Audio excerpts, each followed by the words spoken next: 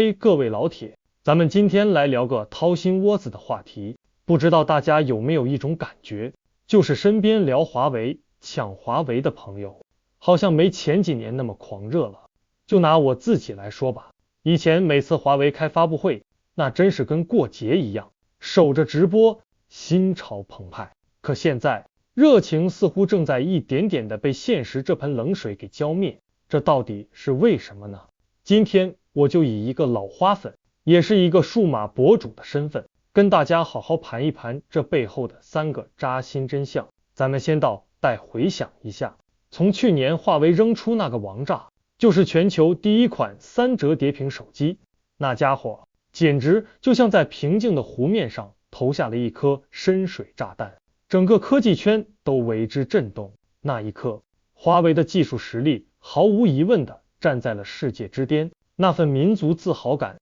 真的瞬间就满了。但是紧接着的剧情就有点魔幻了，突破2万的标价已经让人望而却步，结果黄牛下场一顿猛如虎的操作，直接把价格炒到了10几万。我的天，这哪是买手机呀，这简直是在竞拍一件奢侈品古董。华为的高端形象确实是像一座纪念碑一样稳稳的立住了，但同时他也给自己贴上了一个标签，一个让咱们普通工薪阶层感觉遥不可及，甚至有点高攀不起的标签。这股劲儿还没过去，后来发布的 Mate 70和 Mate X6 价格倒是亲民了一些，回到了大家能咬咬牙接受的范围。可新的问题又来了，那就是抢不到啊！我仿佛都能看到无数个兄弟姐妹守在电脑前掐着秒表，结果屏幕一挥，以售罄3个大字就像一盆冰水从头顶浇下来，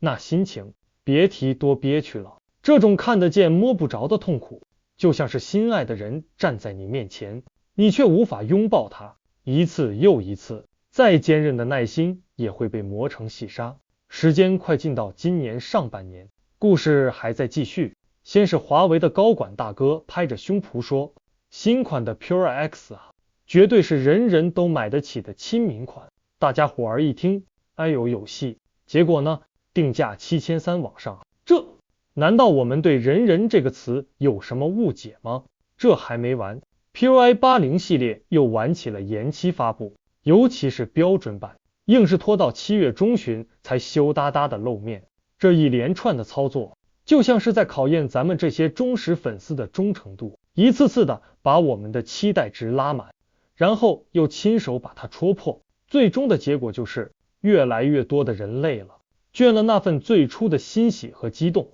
在一次次的失望中慢慢变成了沉默。华为似乎是在玩一场危险的游戏，不断试探着我们这些消费者的底线。可他忘了，现在这个时代谁也不会一直惯着谁，当大家都不再买账时，销量的曲线自然就不会那么好看了。那么咱们就来深挖一下，这背后最核心的问题到底出在哪儿？首当其冲的就是那个老生常谈却又无比现实的词，性价比。这个词说白了，就是你花的每一分钱能不能买到值当的性能和体验。华为的产品线确实很长，从几千块的中低端机到上万的高端旗舰，应有尽有，像一个庞大的家族。但问题是，这个家族内部的贫富差距有点太大了。那些价格便宜的中低端机型，性能上总感觉像是被砍了几刀的阉割版，你很难在它身上体验到华为引以为傲的自研技术。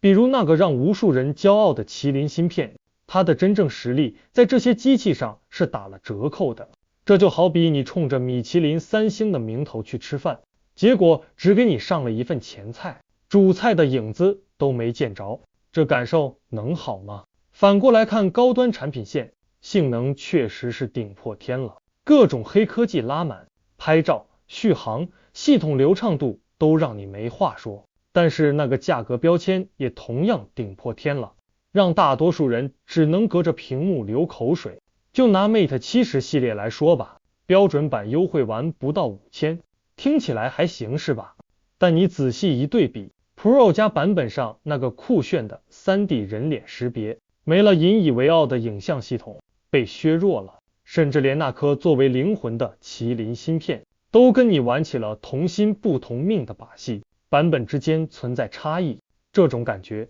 就像是你买了一辆跑车，结果发现发动机的马力比宣传的要小，这心里能不膈应吗？第二个原因，我觉得是华为的营销方式有点太依赖过去的功劳簿了。每次新机发布前，总能看到余承东大哥，我们都亲切地叫他余大嘴，站出来为新产品预热，翻来覆去就是那几句我们耳朵都快听出茧子的话，史上最强，遥遥领先。说实话，第一次听我们热血沸腾，觉得国货牛啊。第二次听我们与有荣焉，可当这句话变成了一种固定模板，就像复读机一样反复播放时，味道就变了。它不再是自信的宣告，反而开始带有一丝夸大的色彩，甚至让人产生逆反心理。这种狼来了式的宣传，就像一个总是考前吹牛说自己能拿满分的学霸，结果卷子发下来一看，咦，怎么还有错题呢？当 Puro X 的真实面貌和之前的豪言壮语形成巨大反差时，那种失望感最是伤感情。最后也是最致命的一点，那就是我们身处的这个战场太残酷了。如今的手机市场早已不是一家独大的时代，而是一片红海，各路高手林立。你放眼望去，国外有苹果和三星这两个巨头，一个靠着无敌的生态系统锁定用户，一个凭借顶级的屏幕和设计圈粉无数。国内呢，小米、OPPO、vivo 这几位更是贴身肉搏的专家，他们各自都有清晰的定位，有的主打极致性价比，让你花最少的钱办最大的事，有的深耕影像和快充，牢牢抓住了年轻人的心。在这样一群猛兽的环伺之下，华为虽然有着强大的自研实力这张王牌，但这张牌打出来的效果似乎并没有形成一道任何人都无法逾越的护城河。换句话说，它的核心竞争力存在着被替代的可能性。对于那些不差钱，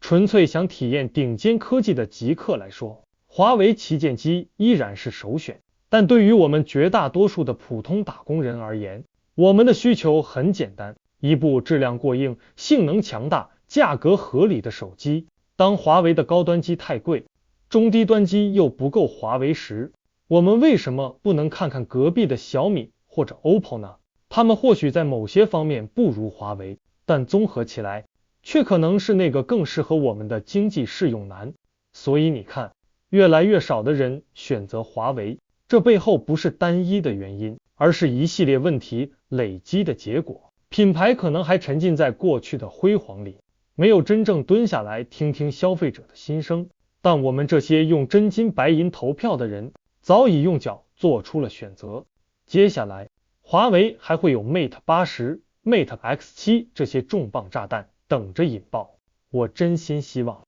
华为能够正视这些问题，别再让我们这些老粉失望了。如果它能真正从我们的需求出发，造出既有里子又有面子、价格还实在的好产品，我相信那些曾经散去的人气还会再回来的。不知道屏幕前的你对华为手机又有什么想说的呢？欢迎在评论区里留下你的看法和故事。好了，我今天就讲到这里，谢谢各位。